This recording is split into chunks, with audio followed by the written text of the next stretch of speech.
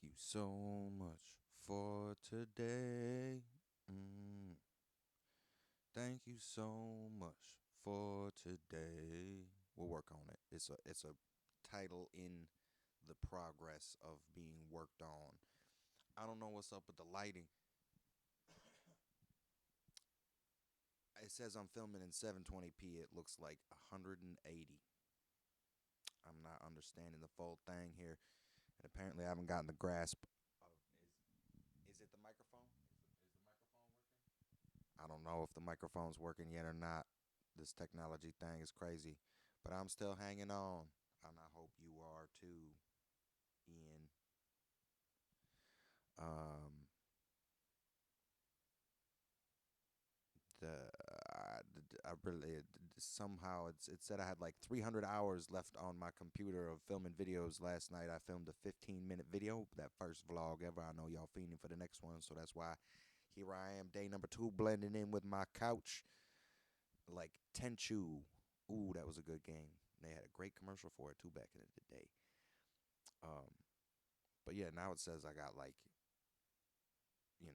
15 minutes left. So back to square one. Thought we were making giant leaps for mankind. Turns out it was just small steps for man. Shout out Neil Legstrong. Gonna try to tackle a big topic today. I don't know if we're gonna get all the way through it. This is a part one, part uno. Uh, Love. That's the topic. Y'all ready for that? Mm-mm-mm-mm. I am. And the sad thing is I've been ready for a very, very long time. I would just like to know down in the comments below, let me know. What was the first time you fell in love? How old were you? Um, what was that like for you? How did you know it was love? I'd be very interested to hear your stories and quite honored if you'd share them, uh, as I'm sharing mine here, or at least a little bit of it. I was 4 years old, believe it or not, the first time that I told myself I fell in love, and I did. I really did. I didn't just tell myself. Because it's one of those things where you have to differentiate between infatuation, obsession, that's a dangerous one, lust, also extraordinarily dangerous, that's why it's a mortal sin, and actual love. And see, the thing is, I think it's impossibly rare, pretty much literally impossibly uh, occurring, especially in today's world, that two individuals love each other precisely equivalently. There's always going to be a little gap between the attraction, the level of magnetism of that love, the depth of it. It always means something to something completely different to everyone. And not only that, but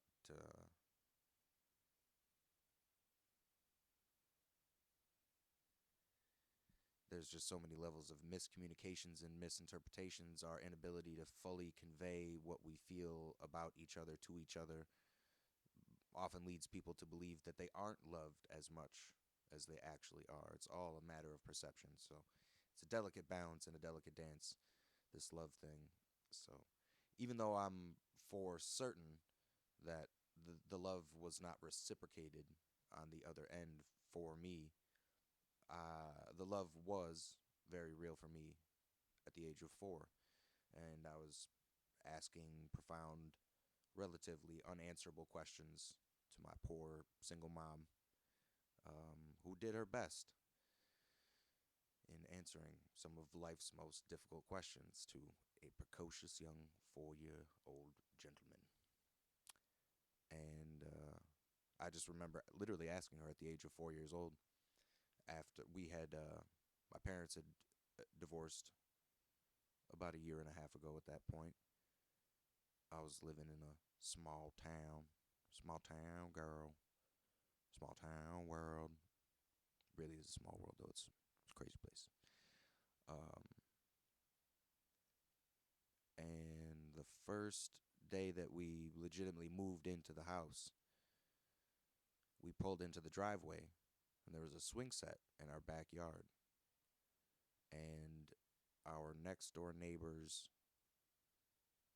daughter's cousin was on the swing set, and she was in a white lace dress, um, very elaborate and frilly, like a Disney princess. And the light was just coming through the trees in a particularly bedazzling way. And she even had this little white lace headband to match. It was quite the eye-catching thing, and I I guess lived quite a life of solitude prior to that. It's not like I had gotten to see my wealth of the ladies by then, but it really wasn't so much just so that she was visually dazzling, because that is what it takes. And let's all be honest, nobody's gonna the idea of that instant spark, that love at first sight, does not occur without some source of physical attraction. Um, because anything beyond physical attraction usually isn't at first sight, unless you're, you know, so well in tuned with your telepathic powers that, you're Miss Cleo and you've retired because you're just playing the stock market years ahead of the game. You know what's going on. You got all the Bitcoins, all the Ethereum, all the Doge. Don't dodge the Doge, bro. But given that you can't predict the future, and you are not in touch with all of these things that are not able to be immediately observed upon first meeting of an individual, there still yet was, and I'm definitely not one of those individuals bending the spoons or lifting up vehicles and throwing them like L. That's a dub. But I do feel like I'm pretty in touch with that non-visual aspect of reality and the fundamental laws that govern our universe. There is an inherent aura and radiance of energy within each of us that, scientifically proven, does actually exist. They've put people in rooms, you know, dozens of feet apart from each other and separate corridors with no way to observe each other in any fashion, people that have never met each other, and give them, either matching sets of data or mismatching sets of data, and somehow some people are able to pick up on the sensations that the other person in this distant room is able to perceive simultaneously. So there's this cosmic link between us all, so to speak. And maybe once upon a time in ancient Romanticism, far before the French troubadour movement, there may have been a greater possibility that you were able to rationalize that there was this partner for you that you were destined to find and was your one true love. And in a world with maybe 50,000 people, that actually may have been true for you at the time, because you might have been the only two cavemen that had excelled beyond grunts at the time, and that would have been a pretty spectacular union, a point of an intersection of understanding that rarely exists between human beings. But in reality, we all do have a great deal of commonalities, and we can find love with a much greater multitude of people than we would like to admit, because it's actually terrifying to realize how many people that we could find and establish love with. But that does not mean that that love is right for us or good for us or healthy for us or any of the other things that you might want to equate with what you want out of love. Um, And I think, unfortunately, there's a lot of people that equate it to this enhanced sense of productivity and goodness and success and peace and love and happiness and all of these things, of course. But that's not necessarily the case, and we hinge too much of our hopes for those things on other people, and that's a very dangerous place to be in. Like I said, this is just part one. And love is a big old word, even though it's only four letters. So there's going to be some subsequent retouches on the topic. But in the meantime, back to the lovely lady in the white dress that I met on the swing set in my backyard at my mom's house. And like I said, it wasn't just the light. It wasn't just the way she looked. There was there was a connection between us without words having ever been spoken. At the first glance, at the first eye contact that we made with each other, I'll never forget that moment and many more moments, gift and a curse, as I always say. It's such a beautiful thing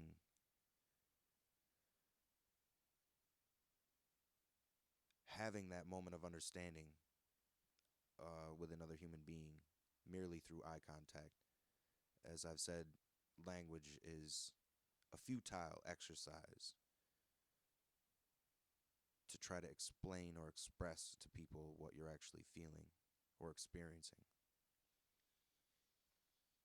And my brother will be the first to tell you that quite a bit of language is unspoken.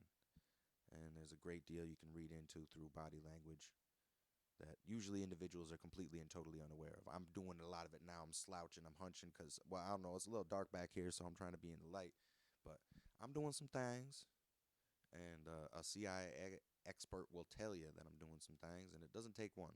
Sometimes it's just intuitive with people, and I like that I have the intuition to find other intuitive people. I believe it to be one of the forms of intelligence. There's a lot of forms of intelligence. That quirky thing, a metric of the brain that they like to throw on you with some numbers and things to make you feel bad about yourself or delusionally good about yourself, conversely. And it's a slippery slope as well to talk about the smartest man in the world who died the loneliest, most broken and broke financially man, walked into the arms of the very fate that he ridiculed nearly his entire existence. Some people can never step outside of themselves to look at themselves objectively. I think the best way to consider it is if you're watching a movie of yourself and do your best to remove your biases of rooting for yourself and see if you genuinely would be rooting for yourself through the series of actions you're taking, the decisions that you're making, how you're thinking about things. Because even a wonderful action and a wonderful decision that results in good things can be cloaked in terrible intentions and terrible thoughts behind it. Um, but again, we're digressing too far. That girl ended up becoming my best friend for all of elementary school up until fifth grade. Uh, but again, the intimate details of this matter, I suppose, are best left for my autobiography someday, or that Oprah interview. I'm gonna get y'all all a smart car under your seats that day. Big seats, big seats, Gallagher sized. Um, but well, I'll just tell you, it was nothing bad, and it was just sort of, I guess, a proximity thing, and well, and I would imagine her maturing as well, um, and just seeking more, companionship with girls and stuff like that at the time. Not that I'm insinuating anything about her preferences, but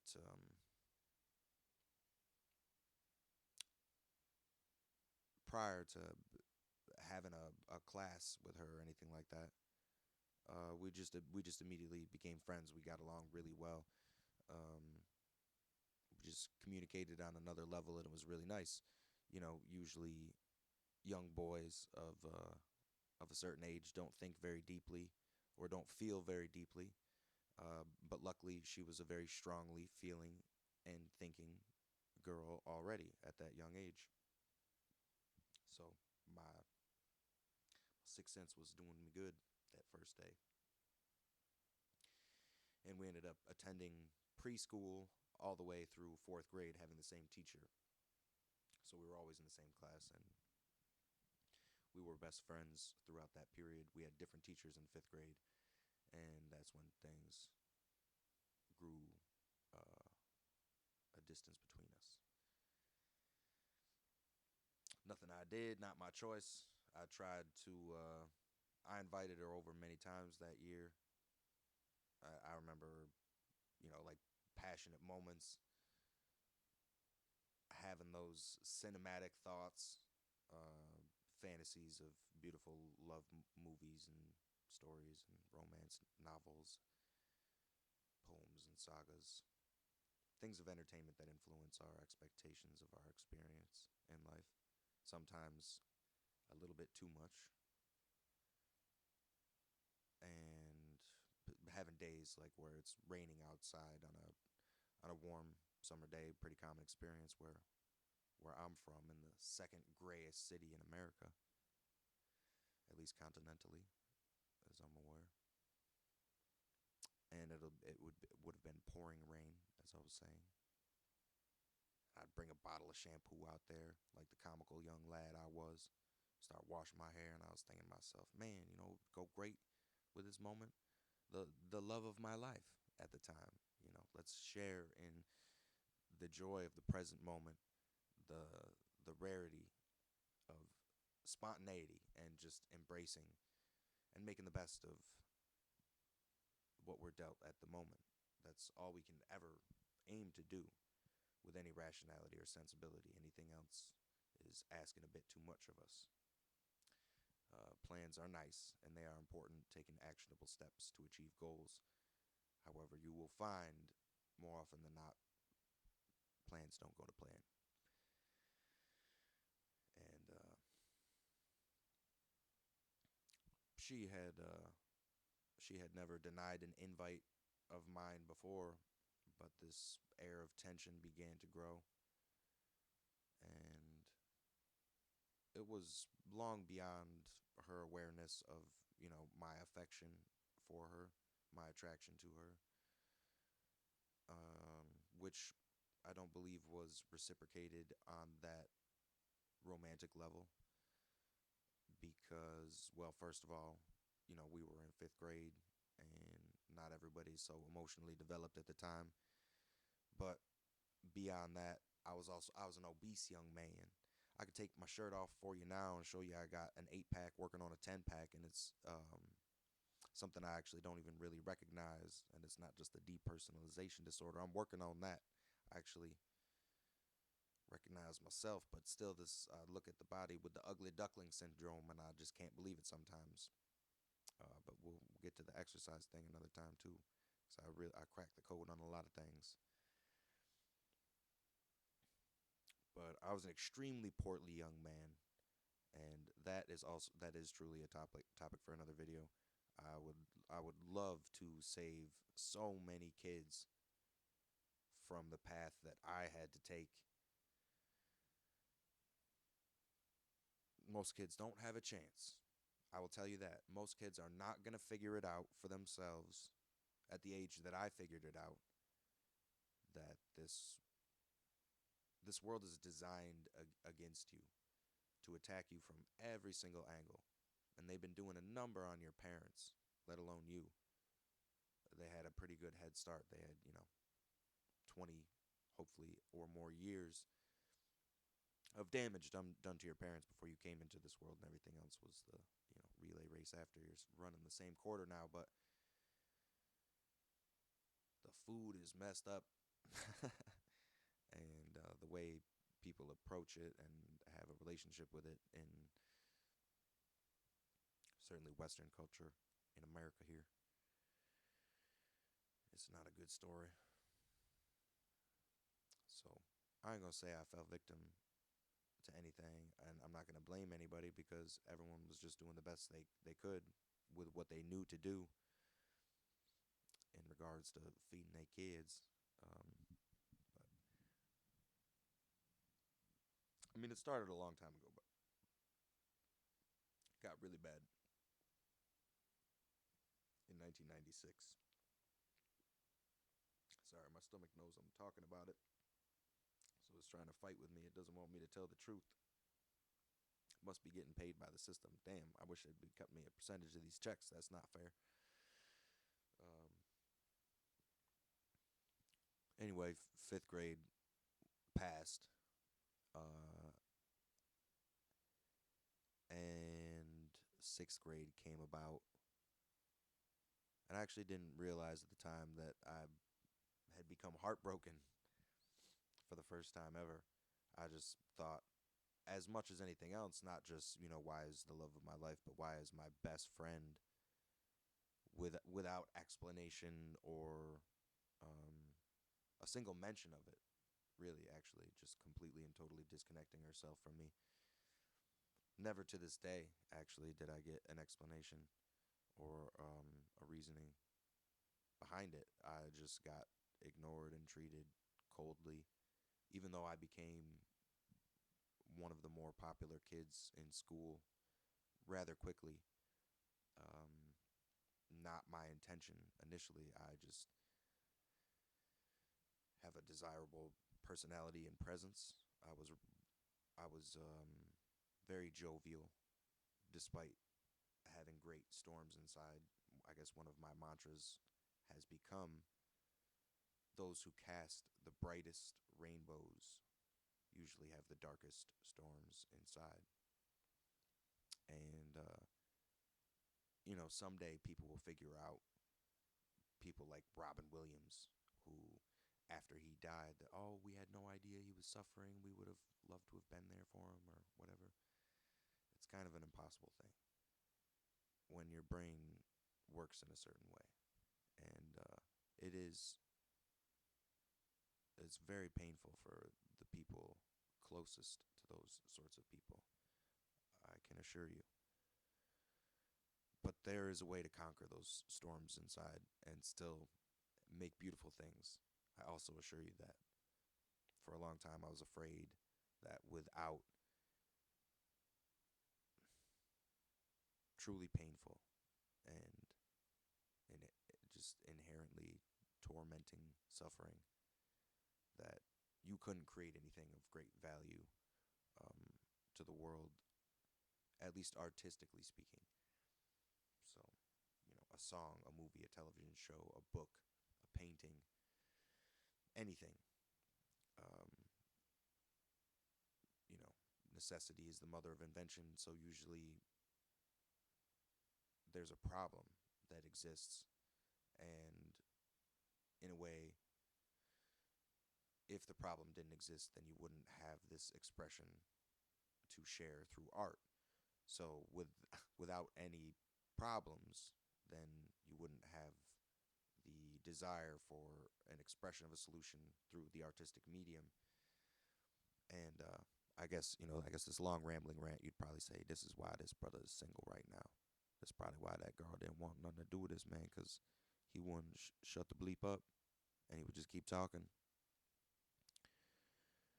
But I wasn't always like this, and currently there's nobody to respond to or pause for a moment and let them interject to anything. So it's just me here.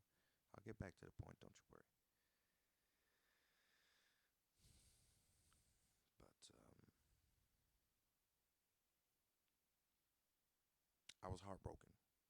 We'll just get back to that before we talk about Robin Williams theory and all that stuff. And I couldn't understand or wrap my mind around why um, this evaporation of our relationship was occurring. And I didn't have to directly confront it all the time, because even though she was only like a block and a half away from me, um, even back then, kids weren't spending an extraordinary amount of time outside anymore. So I really rarely ever saw her because we weren't in the same class. And sixth grade rolled around, and that was middle school. They pulled the old guinea pig trick on us.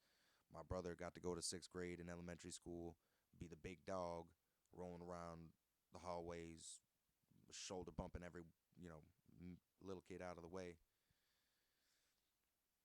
and having all of the cool senior perks of being the graduating class at elementary, and just getting a bunch of cool privileges and stuff that we were robbed of. So I mean that's not a big gripe, but it's incremental. These pebbles in the shoes, suddenly you got a lot of weight you're carrying around. Sixth grade rolls around. I think it's needless to say I did pretty well academically, even in spite of my very poor attendance, and we will get to that more in depth in another video if y'all give a hoot. If not, we'll just skip it and save it for the autobiography, which is coming, or the Oprah interview. But part of well, actually, the main reason for the lack of attendance was a mental illness, not a physical illness. And it's actually a very interesting story that I think would fascinate some psychologists, um, despite what my second date ever told me. But um,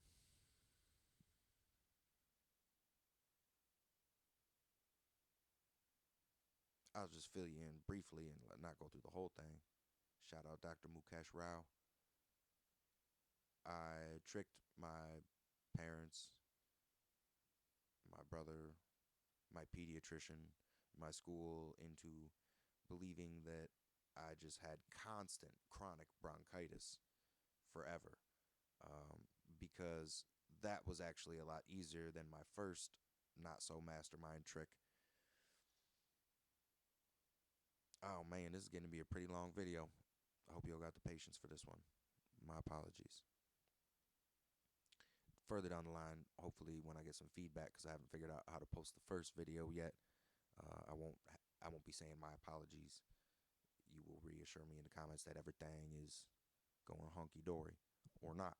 We'll figure it out together, hopefully, Ian. But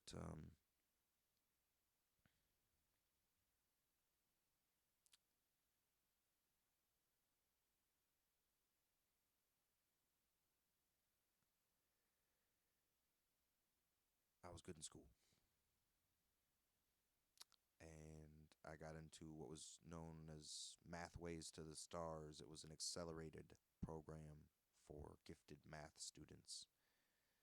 Um, from my visual observation, which does occasionally betray me, as it does everyone, didn't look to be the best and brightest minds that the school had to offer, but what did I know? Uh, it turns out, it was a little, like I said, more inclusive than maybe it should have been. A lot of people didn't do so well later on, but that happens. Life's not as easy as those marathon runners saying, "Oh, all you got to do is put one step in front of the other and run." Well, yes, if your goal in life is just to run, a simple, like one of the most simple physical actions on earth, then yes, your life is very simple. But most people want more out of life than running, like love, which is not simple. And you, despite what Will Smith might want to say, or any other individuals who I think should be pretty clear proof that you can't manifest a perfect relationship despite your greatest intentions and best personal power, whatever that may be.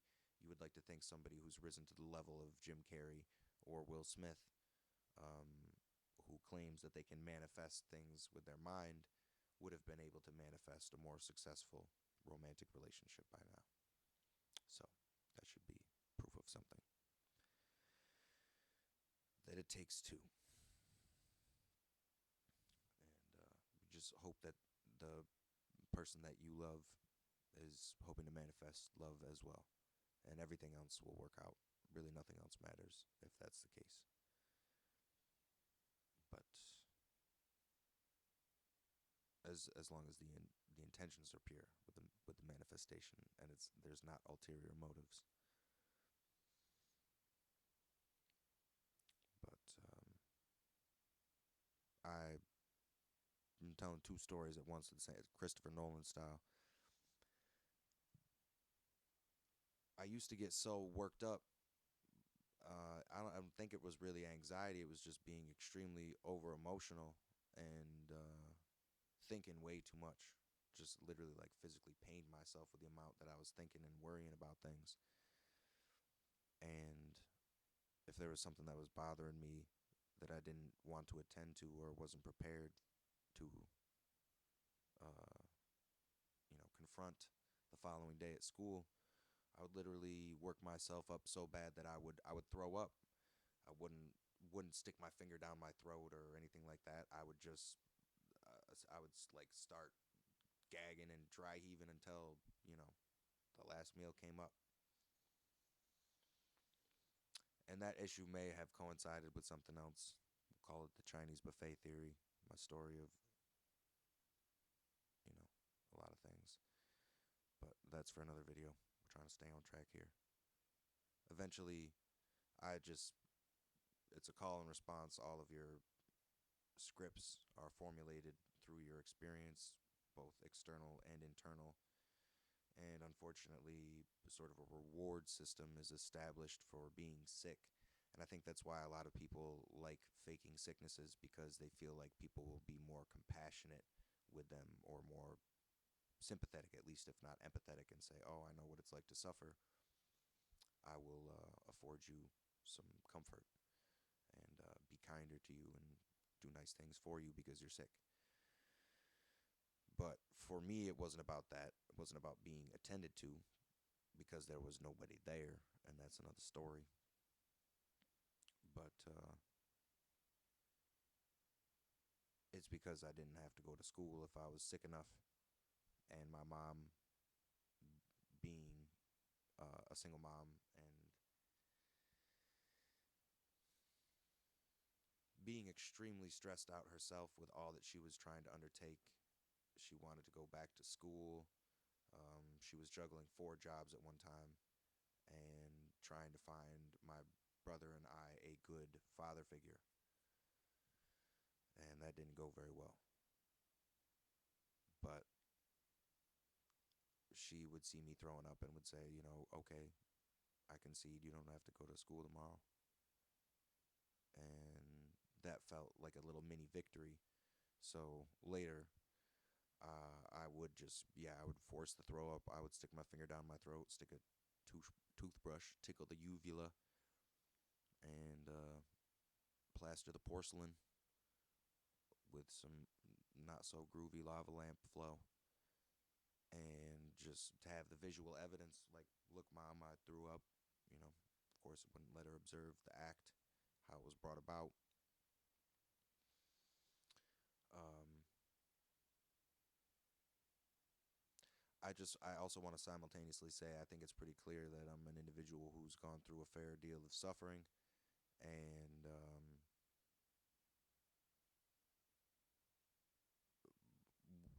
wasn't, even though I did my best to be bright on the outside, I had a lot of darkness on the inside. And the girl that I really liked was the same way.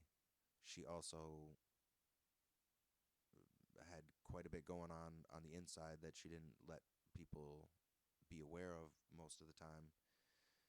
And I think that's why we connected so deeply and why we communicated on a level that really resonated with each other.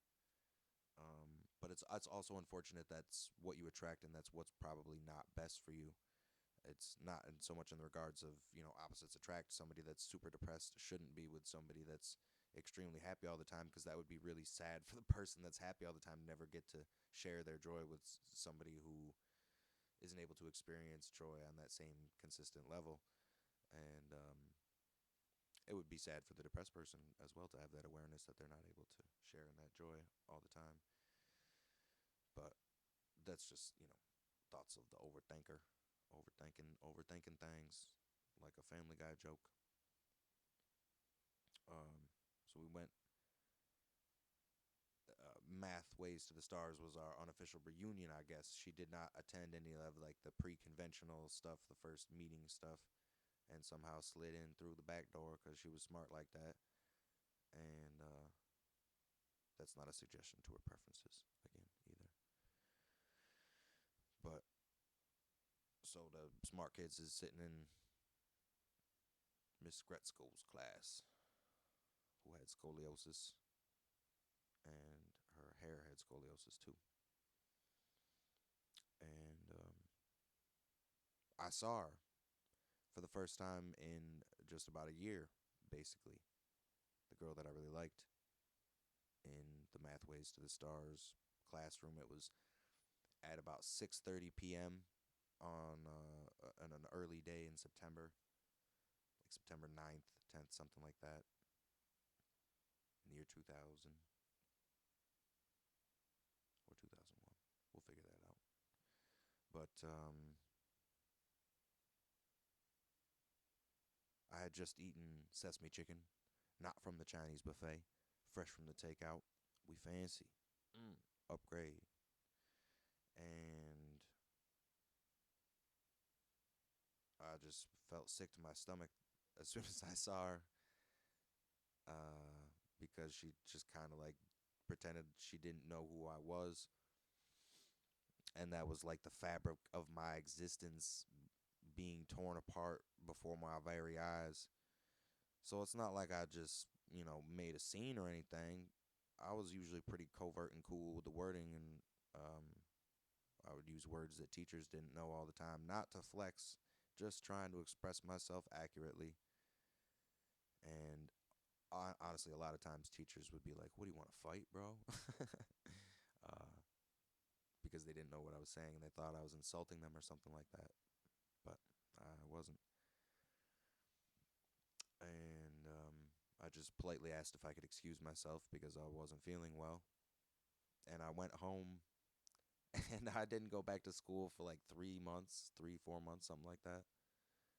And that's where I, invented the coughing thing because throwing up every day for 3, 4 months is for the Chinese buffet story. And so that wasn't particularly helpful in those formative years where you're supposed to be socializing and having those experiences that shape your perception of reality and your ability to formulate and maintain relationships and all those things. It's really not so much about the education. Um, so I just hope that if anyone's homeschooling their children, they still do a good job of letting them have friends, or at least like seeing other people and talking to other people besides their immediate network. Otherwise, you're just in a really mini cult, and that's whack. But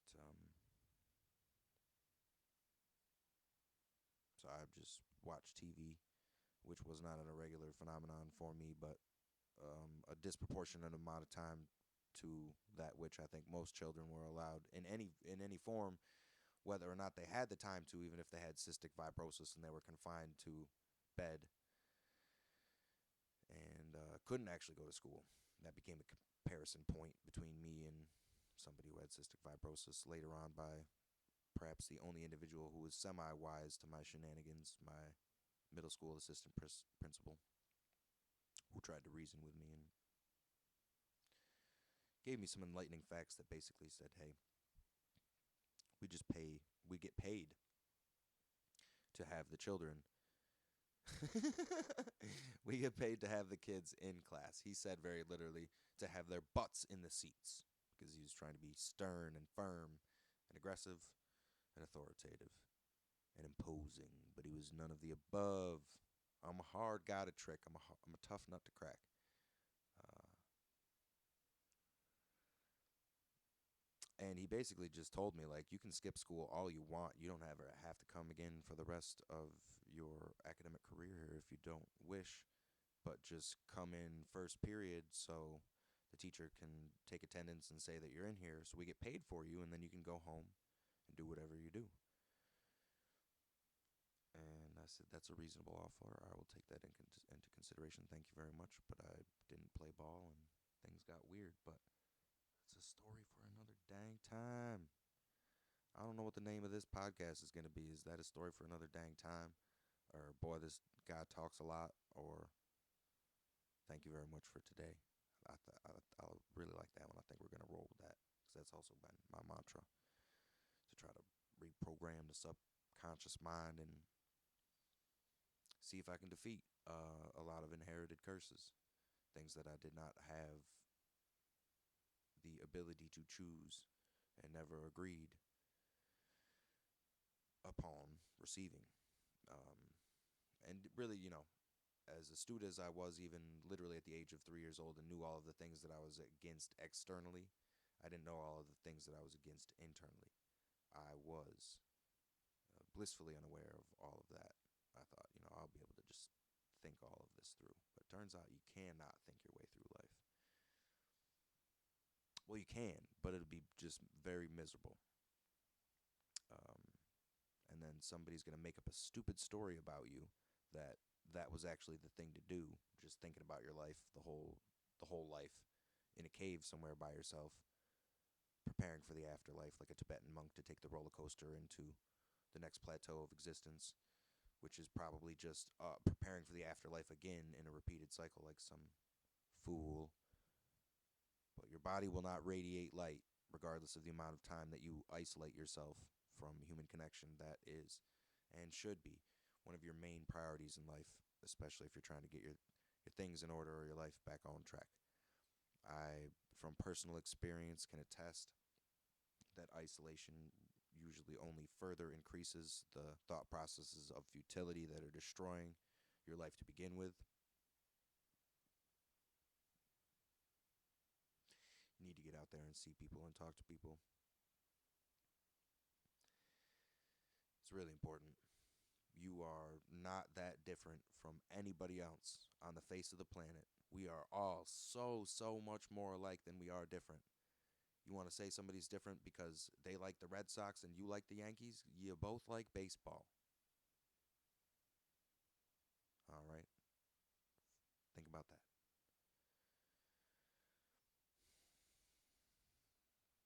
We're all pink on the inside. Shout out Pink.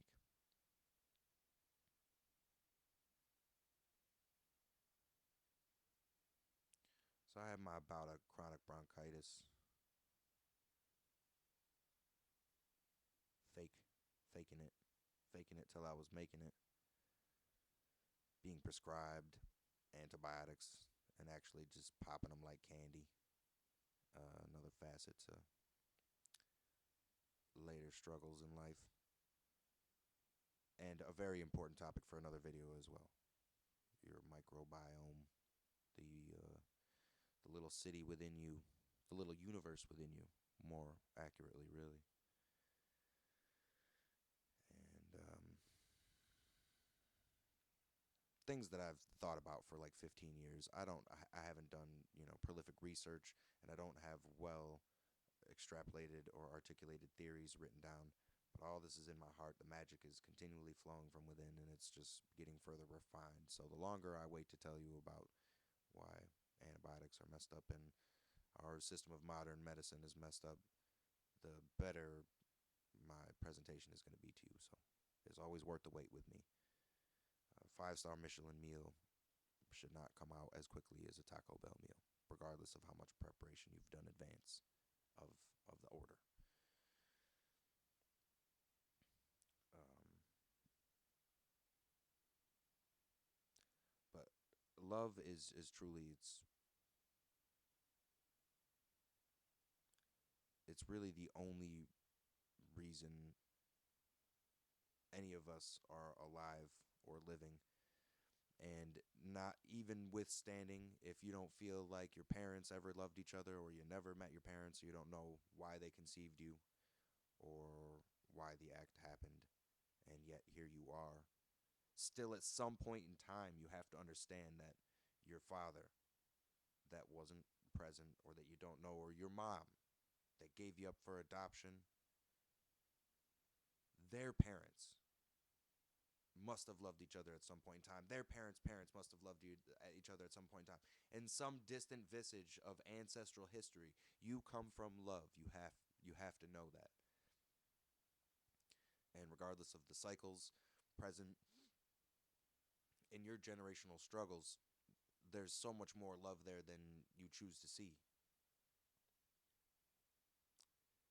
Sometimes hatred is just love backwards because people don't know how to express it, and they get really angry with the inability to share the love that they have within you, whether they feel that you're rejecting it or that they can't offer the version of themselves that they want to you, and that makes them lash out at you instead. A bunch of other terrible things. So many dynamics to get into. These aren't things that I necessarily do, just things that I've observed in the myriad of relationships that I have seen. And I just, briefly on the educational and not on the emotional aspect of love, I want to touch on the Darwinian theory, where so many people want to say that like he's a terrible guy because of the idea of survival of the fittest, and that's what his book was all about, his theory of evolution, which is totally untrue. I think that might be like one of the original conspiracy theories used to pollute a very a very potentially helpful, enlightening, insightful, and empowering work of literature, and to pervert it into something that oppresses and creates conflict and competition instead.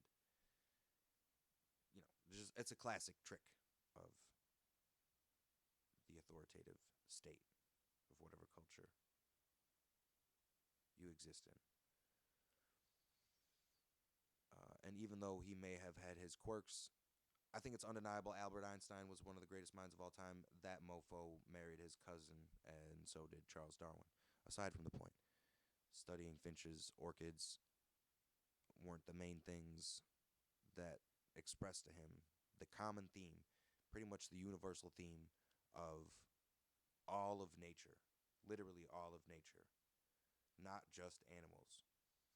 And yeah, we'll get into another video someday on plant and animal consciousness and how they communicate with each other. And again, new studies are coming out every day to provide proof and suggestions of evidence for literal consciousness within plants and animals beyond what we can conceive.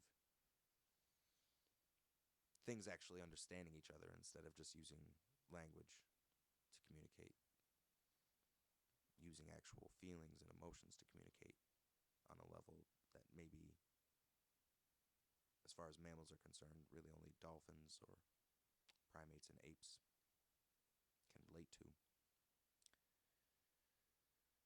And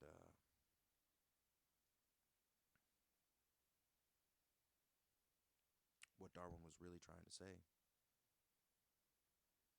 I believe, you could look it up if you'd like. Somebody help me down in the comments, put a link there somewhere. The word that he used more than any other word, maybe besides like it and the or something, was love. And love is what he believed held together the world, and not in a metaphorical sense, but it's I mean dolphins are a perfect example.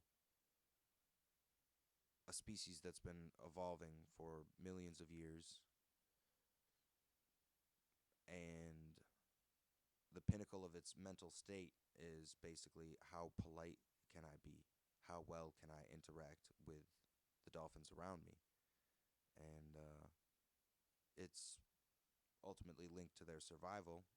They can't generally do very well solitarily. They're outmatched by their predators, and they do best in the pods, not just in regards to hunting, but survival and obviously propagation, perpetuation of the species, which is usually the main priority of every life form on Earth. But it's just really beautiful the way that they work together and the way they work together with other species. And I think they're one of the species that you will see most commonly going out of their way to help other species that they literally have nothing to gain from. They see suffering and they seek to stop it. They seek to help. I think that's what any life form who is aware of what's going on in life in general should do that. Not just pursue love, but seek to help others through their suffering, not just avoid it. Stop it immediately, of course, if it's a dangerous and emergent situation. But as Manly P. Hall said, you know, we really confuse what emergencies are most of the time. Um,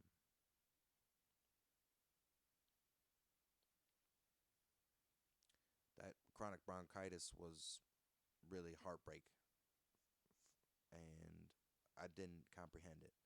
Even though I knew I was in love, I didn't know that I was heartbroken because we were never in a relationship. And anyone around me would have said that I was a fool to have been heartbroken. So maybe it's something because I never verbalized it or couldn't externalize in any way. I never really processed in that way, even though that's what was happening physically and emotionally. And that was not the first time uh, that I was in a messed up relationship. But that was the first time that I had that like sort of sensation of like finality. This is over. This is not this is not a continuing thing. This great happiness that we shared together is over. And I never, like made it difficult for her in any way. We rarely saw each other. Somehow miraculously had almost no classes together like she was friends with the class planner or something. And only a few times that I see her in passing between school and our houses. And I don't think it was till like 10th grade that I got eye contact and a polite wave, which felt really good. I actually was so jubilant. After that happened, I came home and told my brother. I was so cool that day. I was wearing a white Nike fleece sweater with my Vocal shorts, like fairly long John Cena shorts, and I was on my Razor scooter. I was rolled by on my Razor scooter. I was starting to lose weight at the time, starting to wake up in a lot of different ways. Not that I was ever really asleep. I just didn't know all of the problems that were afoot. So I gave her a wave, and she gave me a wave back and smiled. And I was like, man, that's like the best I've felt in a really long time. I can't even remember. And came back, and my brother gave me some bad news, basically that she had performed some uh, lewd, promiscuous, lascivious, borderline immoral group acts. Not making any insinuations or suggestions about her preferences. And man, that like broke my heart all over again, I swear. Not that I needed a very good excuse at that time. Just about anything could set this dandelion seed off into the hurricane of internal turmoil, and I'd just miss a couple of months of school. But that was another one that sparked. Okay, I guess I'm not going back to school. There's no real point in me being there now, which sucked. Um, because the reality is sometimes the love that you need is not the love that you want, or is the love that you're looking for.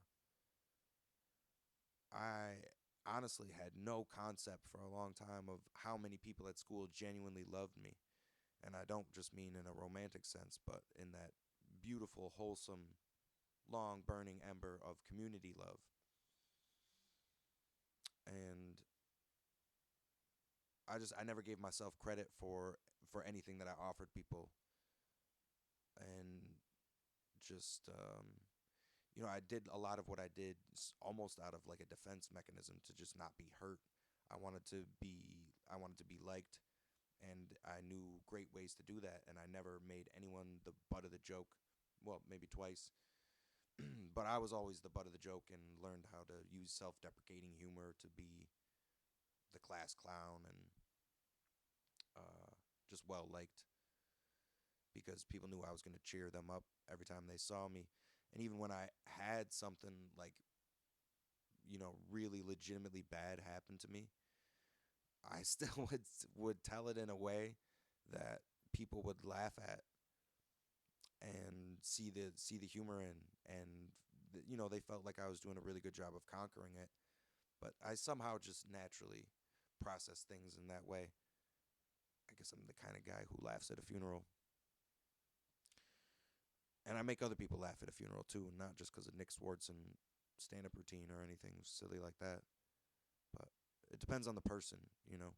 Some people would really want you to take their funerals seriously and be somber, even if you're not deeply mourning their loss, because you have different thoughts of what life and death is and all of these things. But there are some people who I can guarantee you would much rather see their funeral be a party and a celebration of their life.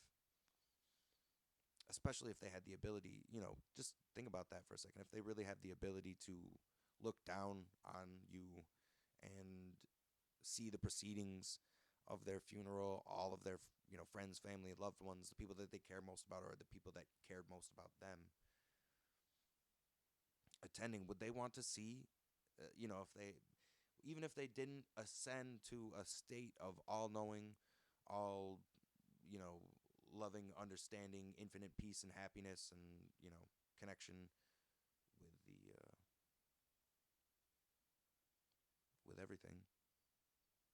Even if they were still just themselves, I think more than likely they'd like to see you smiling and laughing, thinking of all the good times that you shared with each other, and just being grateful that you got to know that person and spend time with them, spend enough time with them to form a meaningful relationship, spend enough time with them to love them. And yeah, yes, sometimes you don't get that goodbye.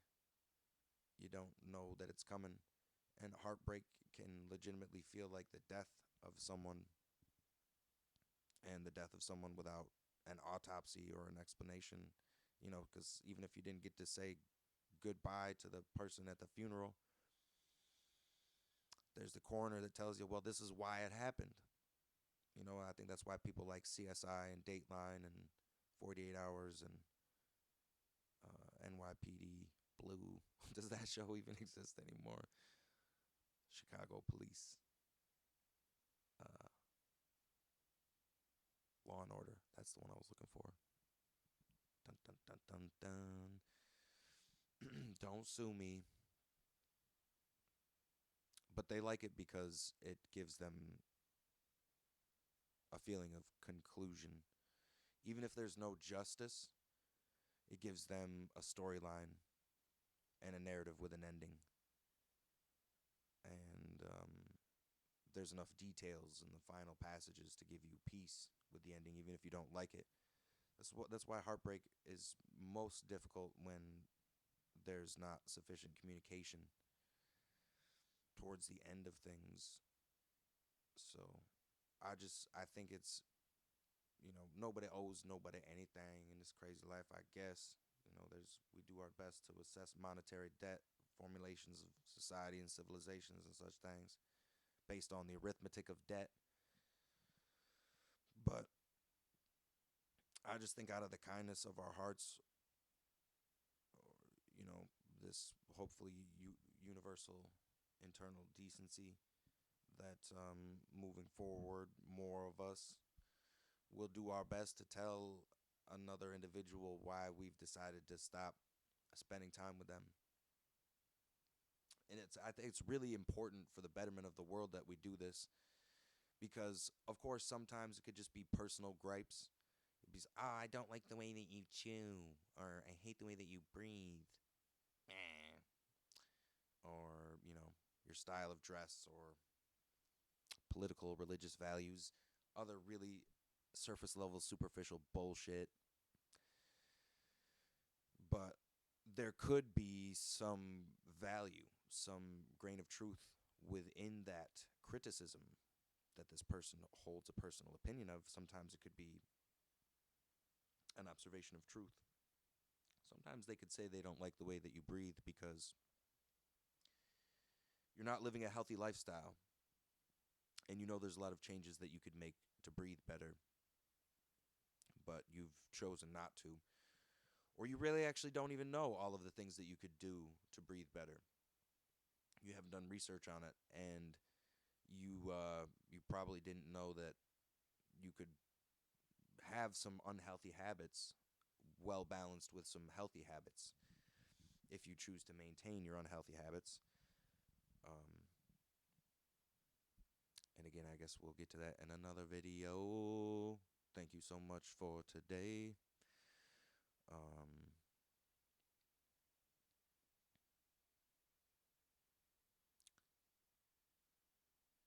my pursuits with love don't have happier endings since then. In fact, they've gotten quite a bit worse. But I haven't given up.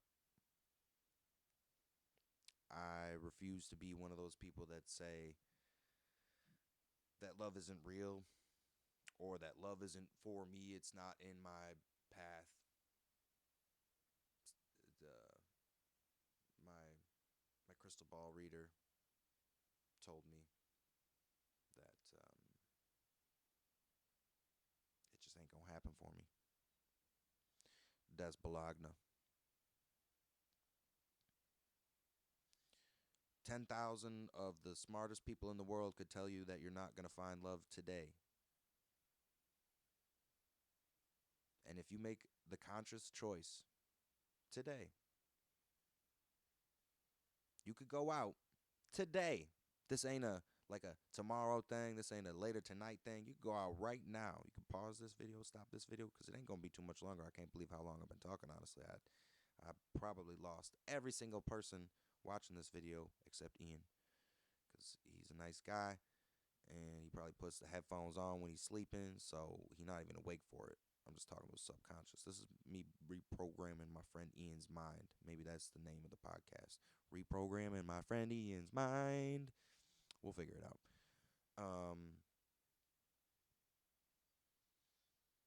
Man, this might have to be like a 30-part video because we got to sixth grade, and that's in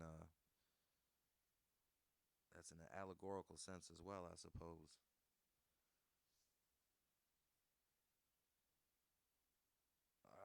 Just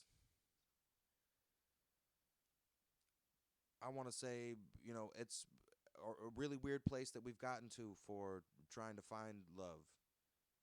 I've, it's such a fast-paced culture that we live in. It's nobody really takes the time to sit down and even get to know each other before they've decided that this can't be love. I can't even get somebody to sit down with, really. I mean, that's the main thing. I don't know when anybody's supposed to have time to. We're all just barely getting through the day, it seems, on a daily basis, just like figuring out how to get through each day because it's become so increasingly complex and tense and stressful for a lot of people, besides the 400 billionaires that are all yelling at you about what you're doing wrong with life. But if they're so great and so happy, why are they yelling at you? I have no idea. No, I actually do have a pretty darn good idea of why they're yelling at you. Because they're not happy. Because they're not happy. Um, and in a strange way, even though I'm lonelier than I've ever been in my entire life, and I am legitimately like acutely aware of my depression in a way that tingles my brain, I'm not unhappy. And they say it's better to be alone than to be with the wrong person. I actually really don't believe that. Sometimes a person will urge you into a regression of some sort, but that's only if you allow them to. I've had some extraordinary tests of character in my relationships throughout my life. I really look forward to telling more coherent stories about those relationships specifically sometime. But I really don't like being like too specific and throwing anyone under the bus. But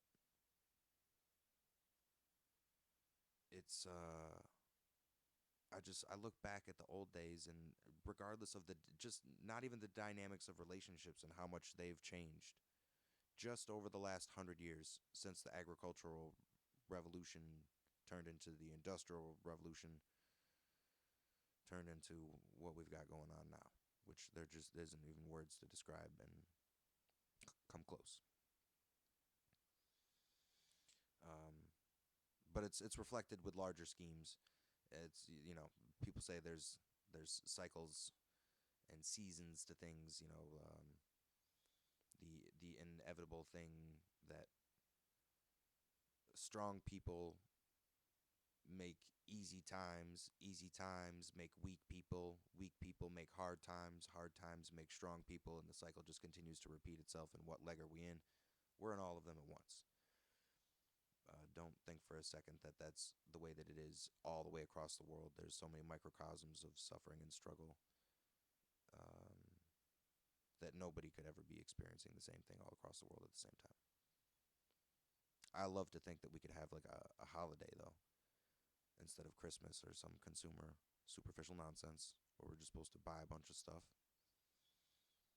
Even though at its core, it really is just about spending time with each other, setting aside our differences to be extra kind to each other, and realizing that's what it's all about: spending time with each other. Um, but a holiday where for just like 5 minutes, everyone that chooses to partake in the holiday meditates, or not even necessarily meditates, but just consciously thinks with all of their being, heart and soul, nothing but love and peace and positivity and good things, just light. Tries to bring into much light and love into their own personal being as possible, just for 5 minutes. Because think, if everyone did that across the whole world, nothing would have gone wrong for those 5 minutes. Nobody would have gotten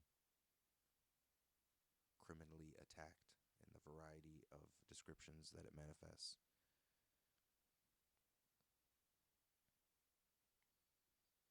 But so I look back 100 years ago, people were still riding around in wagons, and you have time to look at another person when you're in a wagon. You have time to wave at them. You actually have time to exchange a brief and polite conversation in a wagon if you're traversing at city speeds. We look back at those old archival footages, the black and white films, recolored, remastered, and you can see the slower pace. And you can see how many more smiles are on the faces of everyone. Um, got the low battery. Hold on, forgive me. I gotta penetrate you. We in there.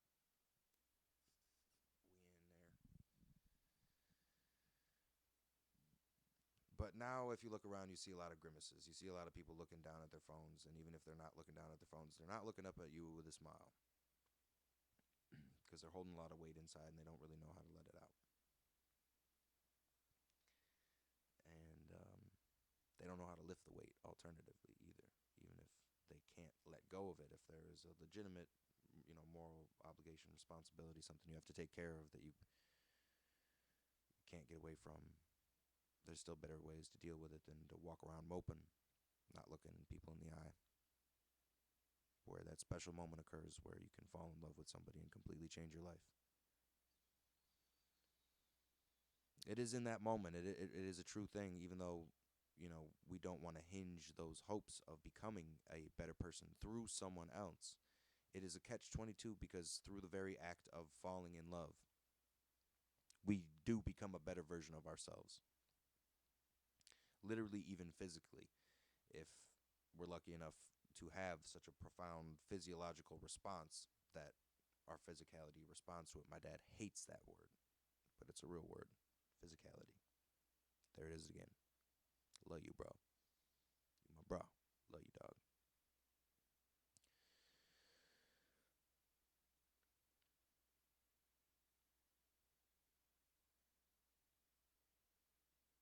So, like I'm saying, it's difficult to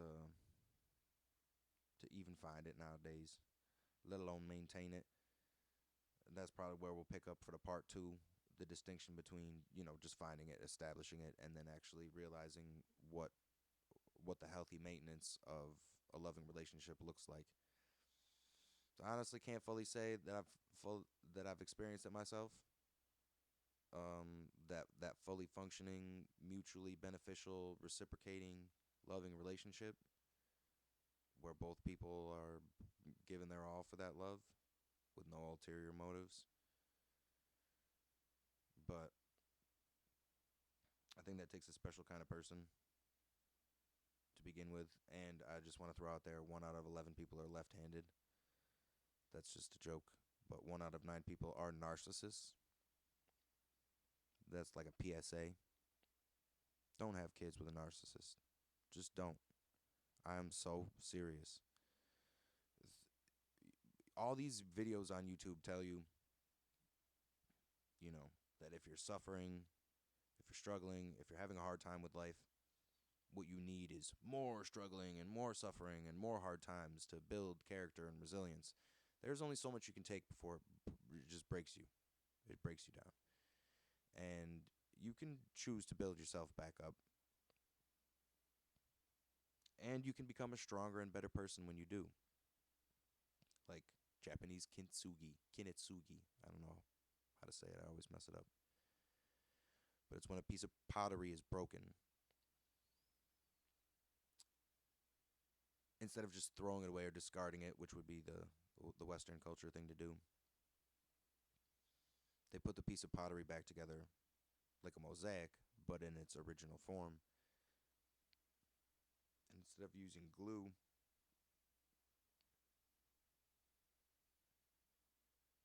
they use a composite containing gold, which makes the cracks incredibly strong. Theoretically, not only making the pot more beautiful by highlighting the fact that it's been broken, but also making it stronger, more resilient. So there's a lot of truth to this philosophy and artistic practice. But the truth is also that there sometimes is irreparable damage that occurs from being broken. And I would love to believe that we live in a world where we have such superhuman abilities that if we manifest so with our consciousness that we could just, heal ourselves from anything. But that's bogus as well, because nobody who's born with half a body is going to think their way into growing legs. That's just not how it works. Sorry, guys. You got to find another way. Be real with yourself. Nobody's thinking anything into existence with a vision board. Just like just that's this the same way that Jesus isn't helping anyone win a football game. You think the Kansas City Chiefs won because they loved Jesus more and they prayed harder than the 49ers? The 49ers just didn't pray hard enough. They did some satanic ritual before the game, but Kansas City did some real Jesus stuff, so God blessed them with the victory. Does that take into equation all the people that were praying, all of the fans, all of their family members that were praying?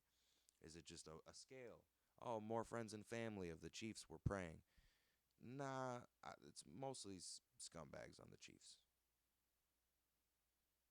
And this is why real success isn't money, isn't fame, isn't some occupational title or an educational title. Real success in this life is maintaining, not just formulating and briefly experiencing for their transient pleasures or your own personal gain, pursuits of the flesh. Maintaining real loving relationships. My friends, my family, man, I know everybody goes through things.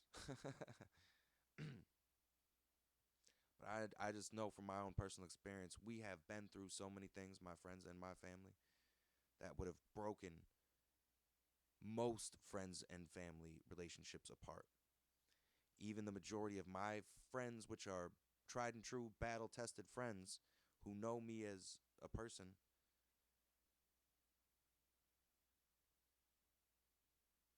some of them occasionally better than I know myself, will tell you that they have no concept of why I still try to hold my family together, because it's not in my best interest not only to attempt to do that feat, but just to spend time with them in general is a taxing adventure that they suggest I discontinue partaking in, and they've got a point. But that's where that love comes into play, and it makes you do some silly things. After those initial phases of falling in love and getting the gigglies and the jigglies, and you're glowing and showing, it looks good and it feels good, but man, it's, I'm sure most of y'all know deep down, right off the bat, if it ain't meant to be. You'll feel signs initially that you can sweep under the rug and pretend that they're not red flags for whatever level of compatibility you're seeking. And you say, oh, but this good thing, but this good thing. And then something else is going to happen. You'll start looking at everything a little bit different when there's a mound of red flags under the carpet that you keep tripping over every time you walk into the living room. But I rented a dumpster and I put those red flags in the dumpster and I said, clean slate with so many people. And I've always wondered why they couldn't do that with me, because I really don't think I have a ton of red flags.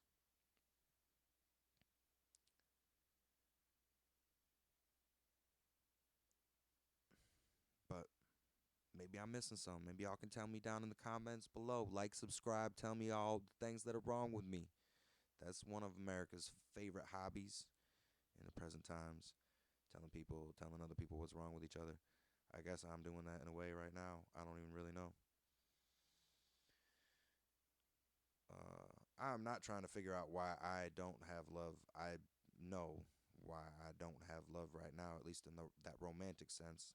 And getting back to the community thing, like I've fully embraced the love from my friends and family. No longer ignore that. I'm not very well involved in the community as much as I'd like, so my network is much smaller than it's ever been. But you can't replace the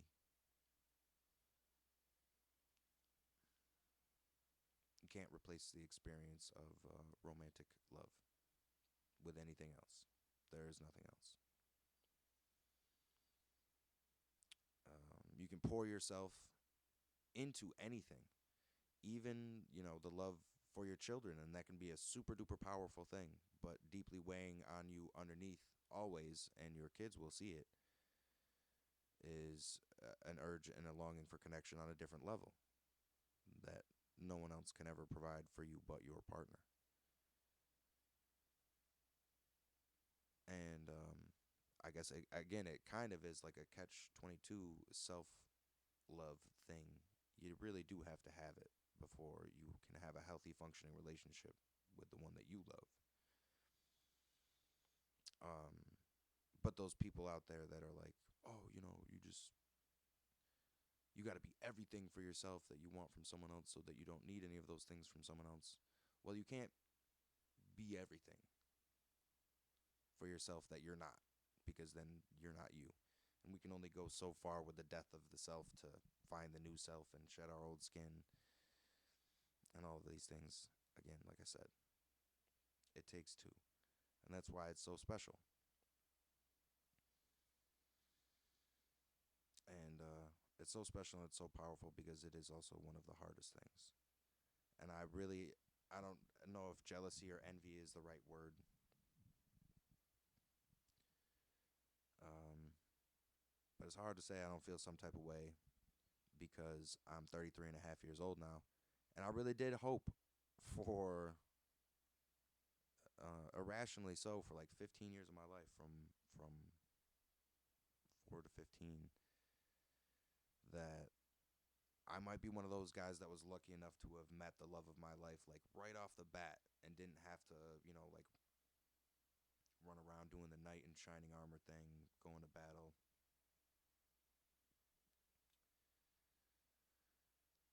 to come back home with the badge that earned me the right to the queen's hand and all that nonsense. And I just thought, here's my new home, and here's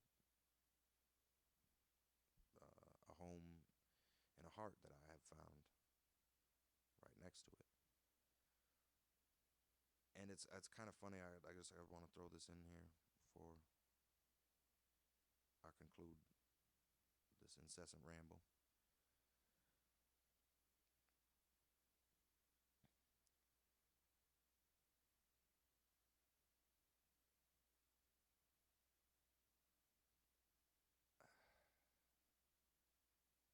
How do I say this?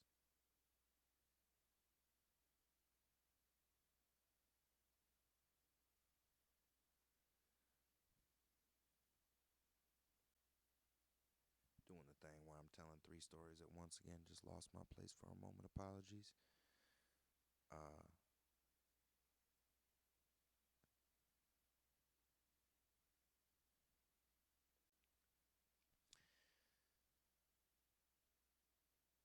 the majority of girls that I've been with since, and I guess, this isn't the best move on my part to continue informing them of this thing, but I guess I'm looking for a different perspective on it, and then I'll know I've found somebody different. Um, Usually, when girls meet me nowadays, they say, like, this is a miracle. How did I get so lucky? Why are you single? How have you never been married? Why ain't you snatched up? In other words,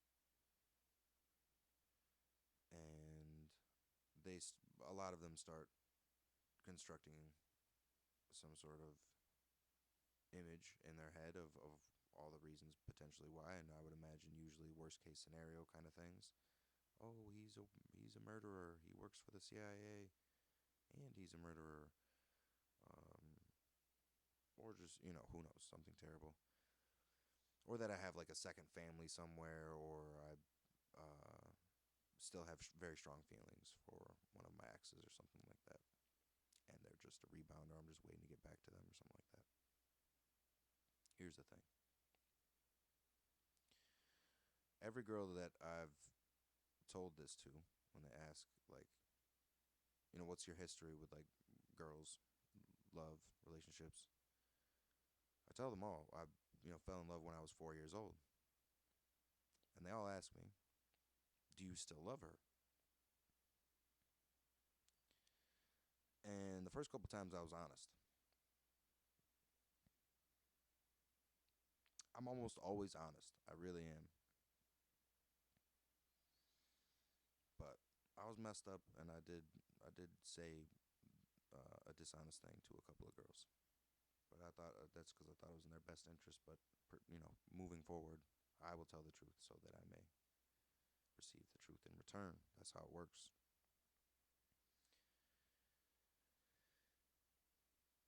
Told the first couple girls I still loved her, and they were so, taken aback by it. Like, how's that possible? Or like, what's wrong with you? Why would you be pursuing anyone else if that's the case? I guess I don't know.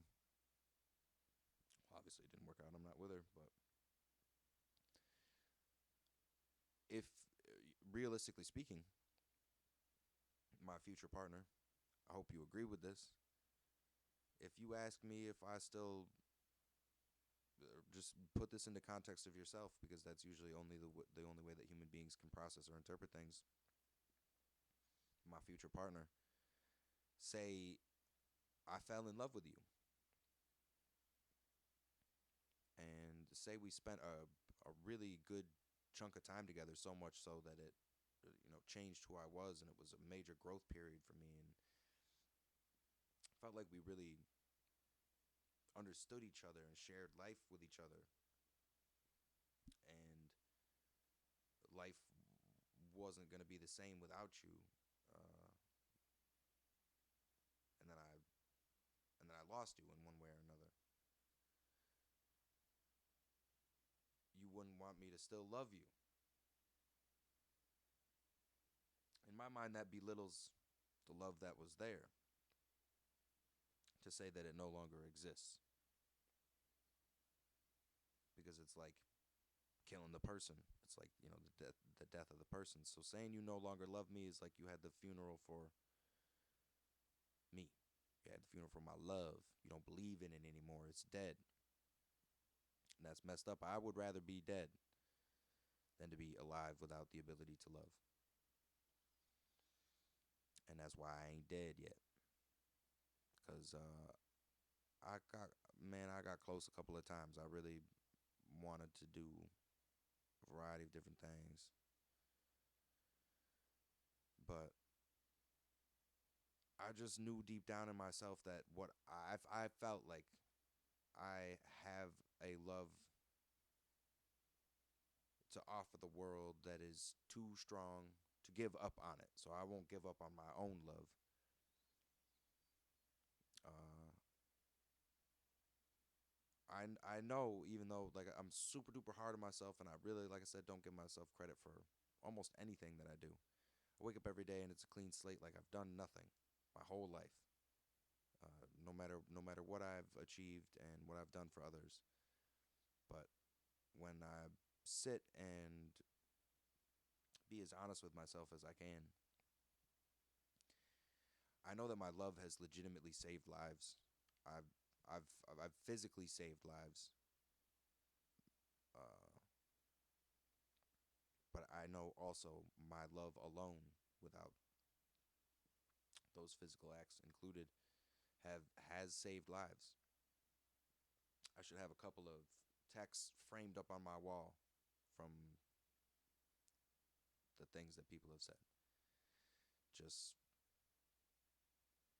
me being me, listening to them, giving them good advice, caring for them enough when nobody else did, was enough to keep them living another day. That's really all any of us need, is the hope that we are lovable. So when you terminate that hope for love in somebody, the least you could do is tell them why you've terminated it within them. Again, informative or just hurtful, give them the chance to process it and interpret it and decide to use it or not. Because we're not all blessed to live Groundhog Day. That may sound like a terrible thing, but if you could literally learn all of life's lessons in one day, wouldn't you like that? And then when you finally figured it all out, you move on to the next day and you get to live the rest of your life. That would be a beautiful thing. I watched Groundhog Day a lot of times. It was one of my dad's favorite movies. And movies were important for us to get along, because there was a lot of confrontation. There wasn't some distraction.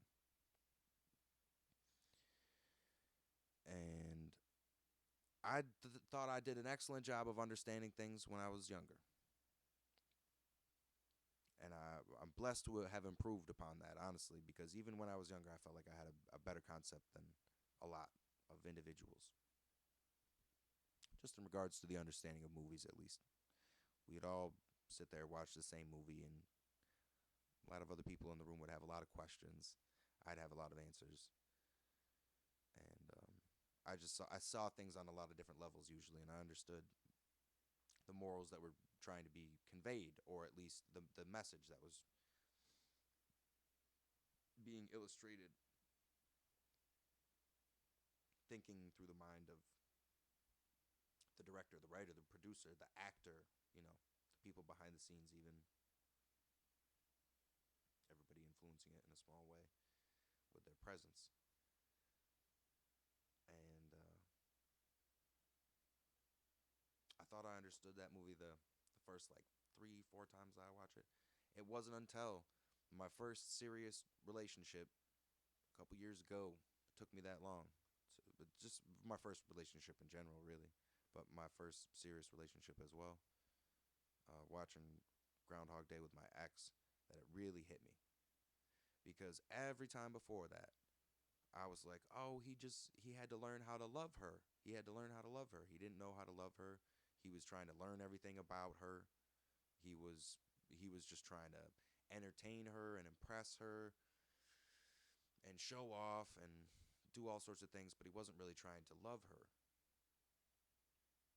And that is a big message in the movie, no question. But I think more than anything else, it was through his immersion into the community when he began to understand and literally love everybody around him. I think at one point in the movie, he had a realization, whether or not it was expressed at any point. I can't specifically recall, but I think he probably figured out that he loved everybody in that town but himself. And it was kind of like the same thing as me growing up as a kid. Uh, I Even though I was hurt by almost everyone that I knew in a really painful way, in so many different ways, uh, I still loved the world. I loved the whole world. I looked at everybody with such great optimism and gave them so much forgiveness and hope and love, but I didn't give that to myself. I was infinitely hard on myself. And I was so hard on myself that I could never see for the longest time that the whole town loved me. It wasn't just me that loved everyone that I saw, but it was because I loved everyone that I saw and treated everyone better than I treated myself, better than I even wanted to be treated myself, better than I would have been comfortable being treated myself. I still sought to give everyone, every single person, the absolute best of myself every single day, except for myself. Except for myself. And that's what Bill Murray was going through in Groundhog Day. He was giving everyone in the world the best of himself, but himself. And the moment that he learned to love himself was the first moment that she loved him. And he was able to go on to the next day. I've been stuck in Groundhog Day for a really, really long time. A really long time. And it hurts to be awake through it. Not the part of Groundhog Day where he doesn't know what's going on and can't accept it, and he's just trying to end it. I'm in a part of Groundhog Day where he's making the whole town happy and still beating himself up at the end of the day. I go out into the town and I paint rainbows. And I come home by myself, and it's a bit of a storm. I've come so far recently. And also, maybe this is why I haven't found love, really, is because it's not that you can't find love. Um, it's just you find love relatively equivalent to the love that you have for yourself.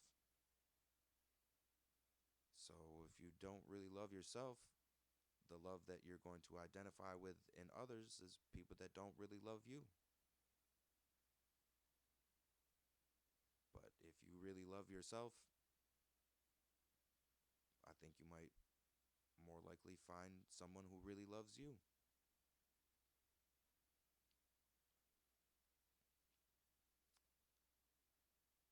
For me personally, again, I just speaking from experience, I'm not trying to tell anybody what to do here. I'm just trying to relay my my impression of all this.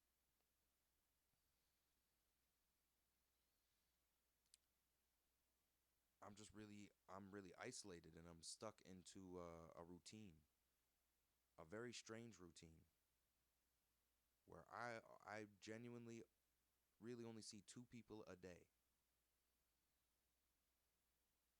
and then I come home and I'm alone. I don't have any dating apps.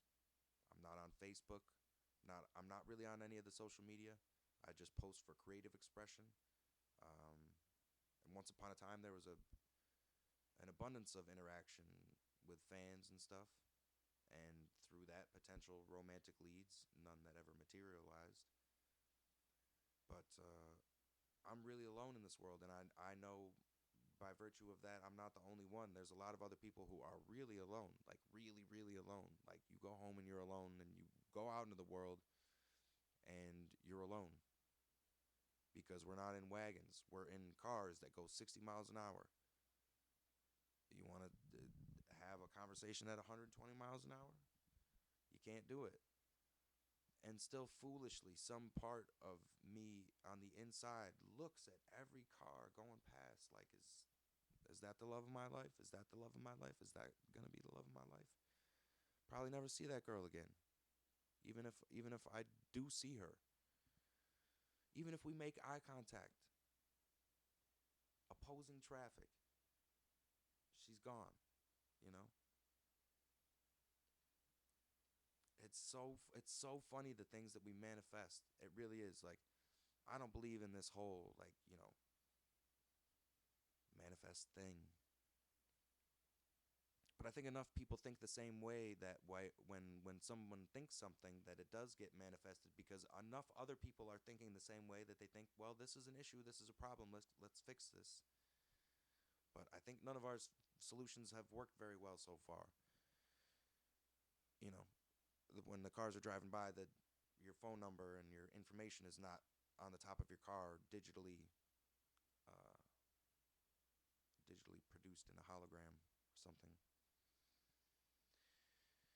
And that's why it's so funny because when I was a little kid, even though I had a great communicational ability, I thought so little of myself that I thought, who's really going to want to talk to me? Nobody. Nobody's going to want to talk to me. This is a burden. I know what happens at home when I talk too much or say the wrong thing. So I don't want to put that on anyone else. So I used to wish, even in elementary school, like 6, 7 years old, I walk down the hallway and I see all these faces with relatively blank expressions, honestly. Like, it wasn't the sinister moping down at the cell phone scowls, also because we're in elementary school, so most kids haven't harbored or, been through enough suffering and pain yet to have the slouch. But I just always wondered, like, which of these girls am I really supposed to be with? Because obviously it's not working out with the girl that I love, so which one is it? And I didn't get to spend enough time with any of them to figure out all of their likes, dislikes, personality quirks, idiosyncrasies, foibles, peccadillos, Robin Williams words, fun things. And I used to wish more than anything else in regards to the social awkwardness and not having the friends that I really wanted because I just took any that I could get. Anyone that was willing to be a friend with me. Oh, no way. Until I had them all, and then I was like, wow, this isn't the thing either. But I used to wish that I could see everyone's likes and dislikes, all of their personality traits, and like a Star Wars image floating above their head, just like I said, a floating hologram. And now that we all do that, most people voluntarily expose their inner workings in ways that they don't even understand, taken advantage of by consumer predators and algorithms for their attention and time and their ideology, their philosophies, their desires, their very fabric of who they are. And we give it all away to these sinister people instead of the people who care about us, the people who are closest to us, who have an opportunity to do something about it. We have such a strange world right now. Uh, it really is. No wonder it's so strange, because it's become so hard to find love. And not just so hard to find love, but so hard to maintain love. And that's for video number 2, the maintain part. Just to find it.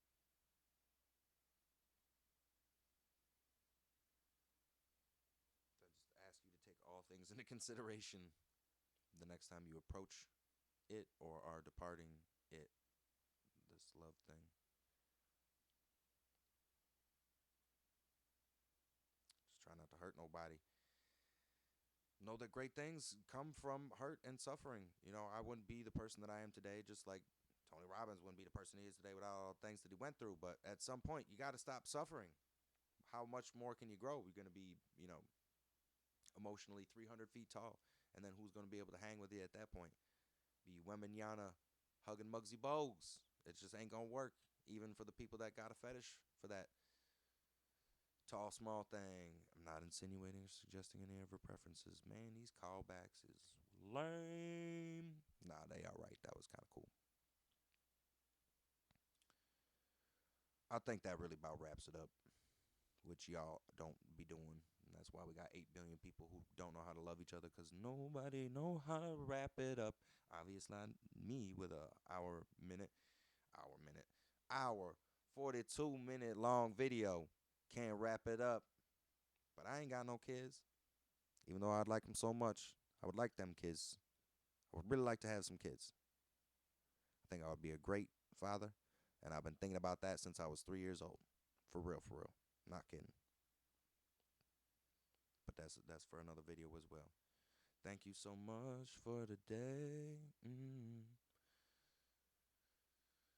Thank you so much for today. Thank you so much for today.